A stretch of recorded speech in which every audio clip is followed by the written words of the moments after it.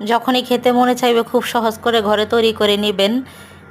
আমি এখানে একটা রুটির ব্যাটার তৈরি করে নিয়েছিলাম, আধ ঘন্টার জন্য রেস্টে রেখে দিয়েছিলাম। এখন খুব ভালো করে মধ্যে তারপর ছোট ছোট লিচি করে কেটে নিব। এই তো এখন ছোট ছোট করে লিচি কেটে নিলাম।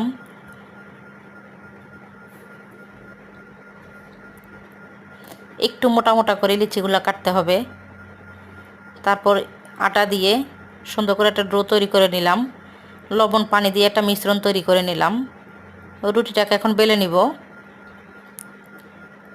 রুটিটা একবারে মোটা পাতলা হবে না, মিডিয়াম সাইজ হবে। তারপরে লবণ পানিটা খুব ভালো করে মিশ্রণ তৈরি করে নিয়ে রুটির উপর মাখিয়ে নিলাম। আগে থেকে একটা কড়াই বসিয়ে দিয়েছিলাম চুলায়।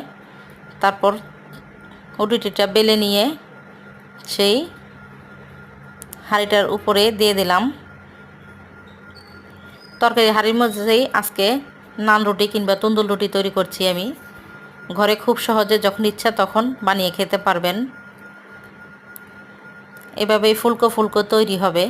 এক পাশ হয়ে গেলে 1-1.5 মিনিট পরে কড়াইটাকে একটু উপর করে নিলেই ওই পাশটাও এভাবে তৈরি করে নিতে পারবেন।